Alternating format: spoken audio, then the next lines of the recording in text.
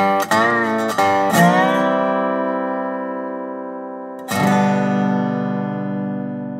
and welcome this morning to Coffee with Craig. We very much appreciate you guys tuning in. We appreciate you guys liking and sharing this video feed so that your friends can join in the conversation as we talk about politics, as we talk about movies, as we talk about breaking news relating to firearms and the Second Amendment. So help us out. Also, please subscribe to our YouTube channel. Follow us on Facebook so that you can get the alerts whenever these videos are posted or when they go live. Also, wanted to remind you we will soon be adding an audio podcast version of Coffee with Craig so that you'll be able to get it on Google Play or on iTunes or on Apple Podcasts. That's the one. I don't know why I keep saying iTunes, but Apple Podcasts. So please check them out. Please support us as we do those things. Also, support Sacramento Black Rifle, Sparks Black Rifle. They are our sponsors and make sure that we're able to bring this show to you on a daily basis. They are on Instagram. They are on Facebook. Follow them. Check them out. Buy some very, very cool swag, T-shirts, whatever. But also, they do sell firearms and firearms-related accessories. So check them out online. That's Sparks Black Rifle and Sacramento Black Rifle. Also want to remind you, fpcgear.com. That's fpcgear.com. Very cool place to get T-shirts that support the Second Amendment. And also the money that you pay for those T-shirts goes to support the Second Amendment. Most recent additions have been our Code is Free Speech T-shirt, as well as Can't Stop the Signal T-shirt. Check them both out. They're both available along with a bunch of other new designs there at fpcgear.com. All right. So let's talk a little bit about, well, how shall I put this? Let's talk a little bit about truth. See, oftentimes what winds up happening whenever we get into a debate about policy, firearms policy, the truth tends to be one of the things that gets kind of, left out of the whole discussion and debate. The information, the facts and data, they always say they want research and they want data on firearms-related stuff, but they generally tend to, when they don't get what they want out of these studies, they generally tend to ignore what these studies tend to say. Well, there was a study that actually came out of the University of Pittsburgh. It was a study that dealt with, where do crime guns come from. It was primarily authored by a gentleman named Anthony Fabio. He's of Pittsburgh's Graduate School of Public Health. And they put together this study to identify where they come from. And what they found was almost 80% of all firearms that are used in crimes are not, I repeat one more time, are not used by those who are the legal owners of the firearms. Where at the same time, 18% of the crimes of firearms crimes are actually committed by the person by the owner of the gun. Now, this seems to be consistent with, common sense and logic. If you're going to commit a crime, you probably don't want to commit that crime with the gun that can be traced back to you. Just saying, just seems to make common sense. I mean, even Cat Williams knows that's the case. I'm gonna shoot a nigga with my gun? What kind of bullshit is that? Bam, bam, there's the evidence. Come find me. So, moving right along. But what's interesting is, now this is a study that came out 2 years ago. And not a lot of people are talking about that particular study. In fact, there was a news report that came out that talked about, once again, where these crime guns were stored. This is a news report, once again, that came out, 2 years ago. But it was funny that, only, with the exception of one or two local media outlets, no one really covered it. But this news outlet did, so I figured I would share the story so that you guys would know where they're coming from. At least you know that, somebody out there is covering it. Mainstream media, most of them, no. But these guys, yes. Check it out. So if your gun is stolen, the odds of you getting it back are very, very low. That's because it's just a hot commodity for thieves. Generally, they're traded on the streets. A lot of times people will steal weapons in order to either sell them on the street or to straight trade them for narcotics.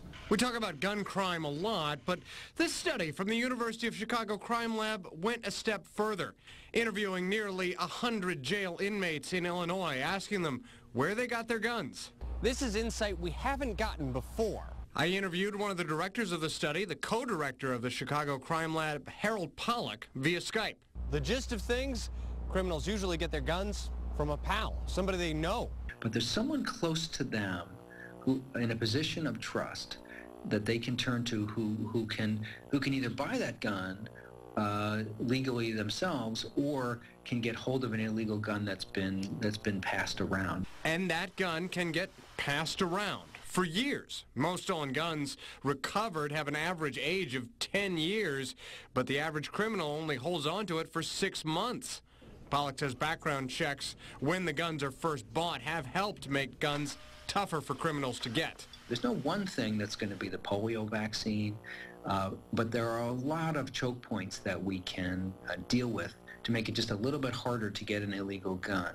That's why this underground economy exists, but it also makes it harder for law enforcement to track down the origins of a stolen gun. If it's traded hands privately is where the disconnect begins. And so you might be able to trace a gun down that it was sold at a certain sporting goods outlet 10 years ago, but that gun may have changed hands several times since.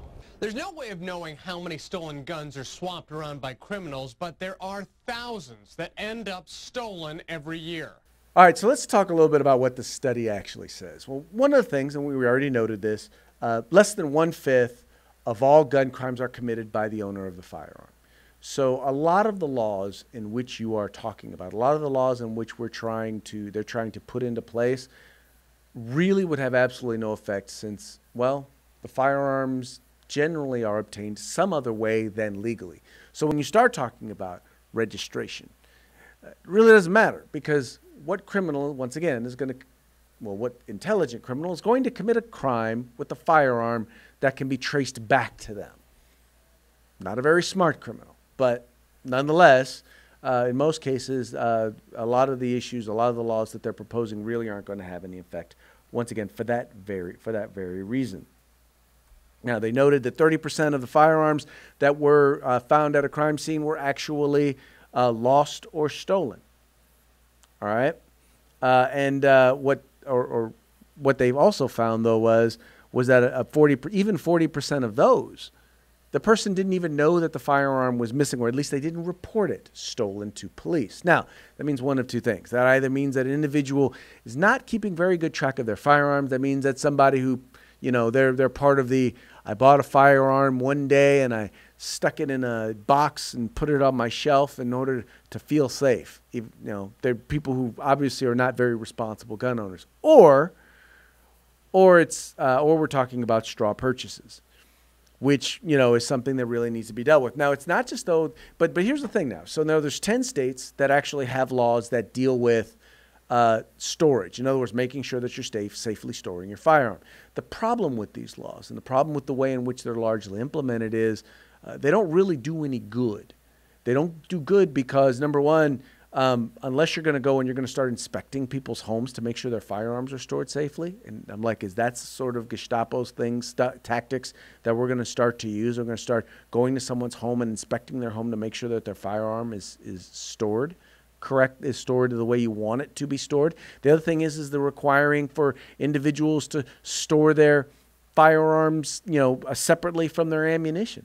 I mean, that's just a dumb idea. I mean, imagine, you know, trying to go through your house and dealing with the issue of you know, someone breaks into your house and trying to get your ammo and get your firearm and then, you know, put them all together. And you even have some places even want you to have the firing pin in a separate place. I'm just trying to imagine running around the house trying to assemble your firearm while you're trying to, you know, keep an intruder from taking your life. Like, well, I heard you got to keep the bullets in the safe, keep the stock in the garage. And then what? Then what? I run around the house and assemble it? There's some dude's chasing me with an axe? You know, are you even thinking this thing through, sweetheart? Just running around. Where's the scope? It's in the living room. He's in the living room. I don't know. Anyway, but the other thing is that they're also used as a way in which to really treat gun owners like criminals. In other words, you know, someone breaks into your house, they steal your firearms, you call to report them stolen, and if you fail to do that, or if you have a firearm that you failed to report, I mean, not everybody has small numbers. Some people have a number of firearms. Some people have a number of firearms and they store them in different places. They may think that this was all that was in that particular gun safe, but maybe there was another firearm, and then all of a sudden that firearm comes up, and it turns out, guess what? Maybe you didn't know it was stolen, but most of these laws say, you should have known, or when you should have known. So if depending on who the judge is, who's going to determine when you should have known, you could wind up being guilty of a crime. So now you've been violated twice, not only when they stole from you, but also when they tried to convict you of a crime. Now, the other issue that you have to deal with is dealers, right? And a lot of people want to crack down and be very, very high. They want to be highly restrictive on firearms retailers. Say, well, we want to make sure that guns aren't stolen from you guys, right? And I get that. I totally get it, and that's the reason why we have regulation at both the state and the federal levels, which deal with in order to help address issues like that. But here's the thing, is that we're really talking about, in terms of firearms that are stolen or come from dealers or straw purchasers through dealers, we're talking about a very small number of dealers. In fact, a small fraction of dealers are responsible for the majority of guns that are used in crimes in the United States. Interesting thing, once again, that came out of the study, 85% of gun dealers had no guns used in crimes. Now think about that. That firearms that were purchased from dealers, 85% of them, 85% of dealers, I'm sorry, not 85% of guns, but 85% of dealers had absolutely no firearm that they sold was used in a crime.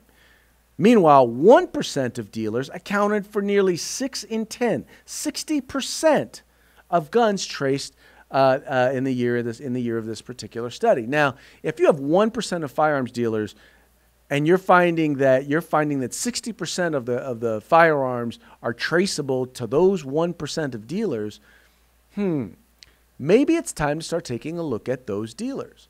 There's a bill in California where they want to have mandatory inspections on all firearms retailers, instead of giving the Department of Justice the ability to focus on those for where crime guns are coming from.